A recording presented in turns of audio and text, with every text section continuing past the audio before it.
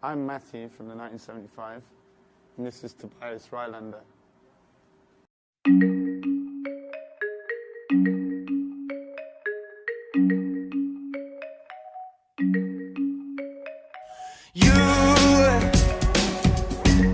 You always seem to get what you want. Well, me and Tobias worked on the last show together, and I think that was all based on everything being monochromatic and black and white. So when we came to the second album, I knew that the main colour scheme was going to be pink. And with that idea, the only things that I really knew I wanted was silhouette and block colours. And I had a kind of colour scheme that I'd picked up from photographs and stuff I'd found on the internet that I really wanted to utilise, and I kind of just gave it to Tobias. And you came back a couple of weeks later with all of with the set as it is now, which is a huge big video screen at the back and the four, what do we call them? Now we call them quadraliths. Quadraliths. Because they're monoliths, kind of, or pillars or columns. Exactly. There's 4 of them, so quadraliths. Quadraliths. With the 1975, it's always been very bang on because we work so closely together in the initial process. We spend a lot of time together. This time we were lucky enough. They were recording this new album in Los Angeles, just half an hour from my house. So I spent a lot of time in the studio. So I was able to show them my sketches and renderings and ideas. But it's also based on the photos from the last tour that the fans took, which was all black and white. And we realized that the fans started to color the photos of the show in a certain color scale. And that moved the thoughts to us basically giving them what they wanted and what they created themselves for the band. Well, I'm very, very fortunate in the way that now, with the scale of, let's say, productions that I'm allowed to do because of how well the band's doing or whatever, I have people like Tobias. We knew very early that we wanted it to be an environment almost like art pieces for you to perform within. Exactly. A context for the performance to be paramount. This show is very much like an homage to James Turrell and light art. So Matt wanted the stage to be an art installation and a light installation more than a lighting show. And I think that it looks very much like that because we're using video as lights. So with that, it gives you so much kind of flexibility in regards to if you want to do like big block set pieces or play with people's perspective.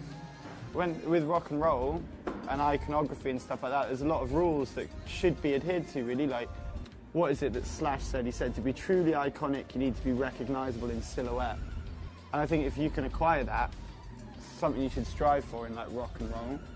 The shows have become very much like a graphic expression of the band, where it's very important with recognition. So when designing a show, you know, I need to decide on what the social media will look like in terms of recognition and thumbnails for YouTube videos and on Instagram and stuff like that. Especially for this band where the fans are very actively involved in social media. That whole thing at gigs, like people do that, don't they? Because they're like reaching for something. If you make that idea as tangible as possible, like what Tobias has done, like a manifestation of the ethos of the music, then I think it'll be really a rewarding experience, especially for anybody who's remotely emotionally involved in the songs. Because if you have, you know, songs don't really belong to you once you've written them, because people have so many experiences to do with them. If they come into a room and they are visually stimulated in the same way they are emotionally by the song, then that's quite powerful. But yeah, Matt's got great ideas. So it's very much him and me bouncing inspirational material and ideas and art. You're gonna take a little bit of you want, if you want, you're gonna take a little bit of you want to. No bleeding, depleting, guess I'm eating. You know. Basically now we're in between the video screens. So this is the quadralit columns. They're three-sided 9mm screens with seamless corners. Same, all risers are graded with flare, strobe and washes underneath.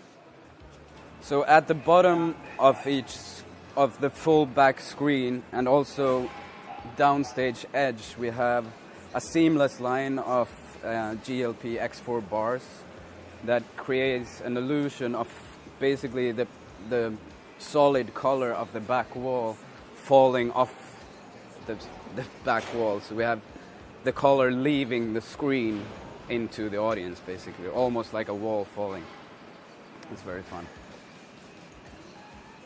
Instead of using screens everywhere, which becomes bulky and expensive, I've used sides of the risers being mirrors to reflect the light from the monolith front side. Gets a lot of lighting from the side lights reflected in the mirrors and out. Side lighting as well is same product, 9mm screen.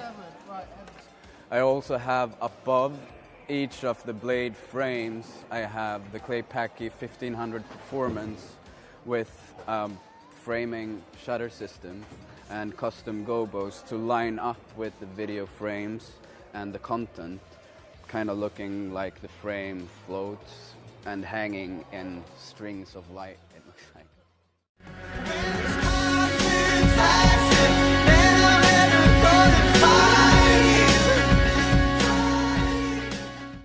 Basically for this specific look, we're using a live camera feed into the hippos and the video servers to create this infinity look.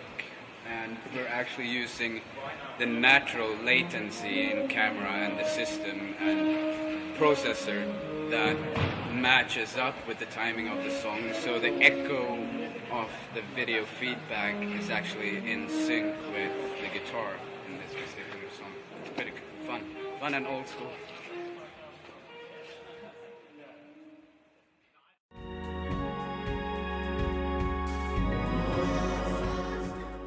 Kind of band, we want to be like ambassadors for this generation, like musically, and we create in the way that we consume musically, and we're very much like these kind of cultural magpies. We get described as going around picking loads of stuff up from everywhere. So in order to be at the forefront of now, like musically, we need everything to be up there. And to answer your question of how important it is to our band, it's paramount. The live show and the band are now one and the same thing. We have been thinking a lot about social media and how everything looks in social media. Because it's how you PR the message. Yeah. Like it's how you. That was a very. We knew immediately that the first thing that was going to happen was going to be iPhone pictures of the set, and it looks beautiful. Because we have 5,000 fans with phones in the audience, and they're going to communicate this message, obviously. So it can't be blurry or pixely or so. And if it ever does fade out due to movement or something, it looks really cool. Yeah. It always looks brilliant.